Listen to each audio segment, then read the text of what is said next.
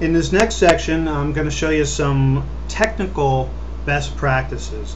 First, let me show you why it's important that you use absolute links on these error pages. Here's our home page.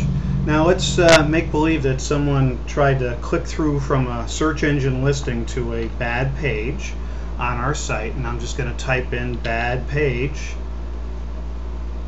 and you'll see a error page. But this is not our real error page. I just set this one up to show you a couple of things.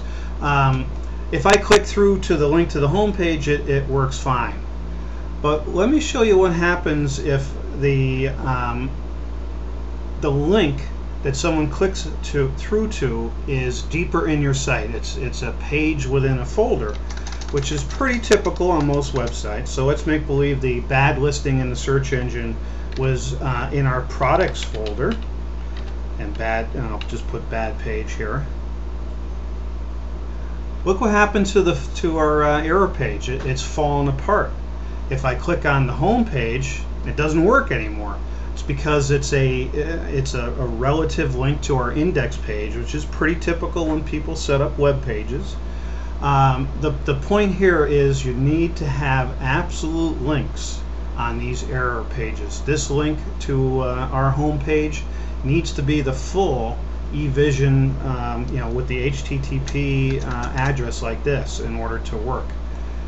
So and all the links on these error pages really need to be absolute, not just the links you give people to find their way to your site, like the home page, but any link needs to be absolute, including the images. Notice there's a couple of images here that no longer show up because the links don't work.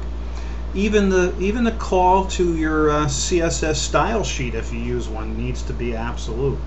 So this is why we typically reduce these error pages.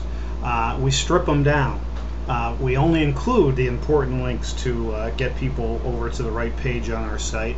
We limit the images and all the other links so that we don't have to keep those images up to date.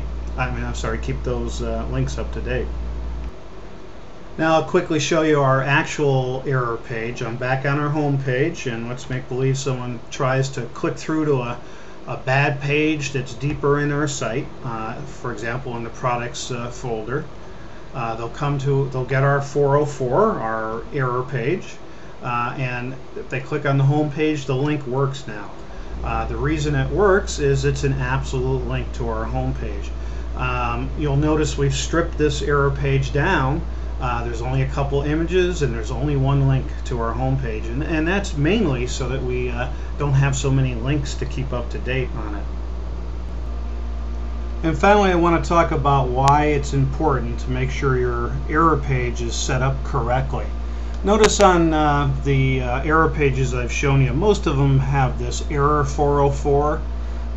That's because a server sends out status codes to the web browser as a page is loading. There's a number of codes. For example, a 200 code that tells the browser that the page is okay. And there's the 404, which is the file is not found. It's a page is not found error code. There are tools you can use to check what the status code that the server is sending out. Here's one here. This is from SEOconsultants.com. Just click on the tools and find the check server header. Let me show you an example. Here's our home page, and if I click on check header, it takes a few seconds to load up. And there's the server response 200 code. Again, that 200 means it's okay. Let's go get the address for a bad page on our site and check the header for that. While that's loading, and I'll mention that we have in the companion text version for this video, we've listed a couple of server header check tools. I give you the address to that text version at the end. But these tend to come and go, so you could just do a search on server header check and you should find some. So here's the results for a bad page on our site, and you see it says the server response was a 404. That's that not found error code.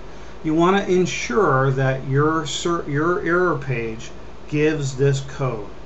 As I mentioned, the search engines read these codes too, and if it's anything but a 404, you can run into some problems. For example, I mentioned that a lot of companies we've worked with have their error handling set up to redirect to the home page, and it doesn't give a 404 code. It usually gives a redirect code.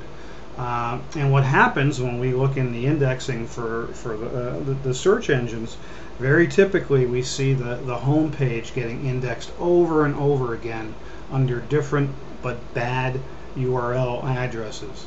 This can lead to real problems. So just make sure when you set your server up and set your error page up, your custom page not found error page, that it gives the correct 404 error code. In other words, make sure it's set up in the standard way. And there's a companion print version to this video on our blog. Just go to our website. You see the address at the bottom of the video. Click on blog and then search on 404, and that should bring the print version of the article up to the top. Thank you for your time.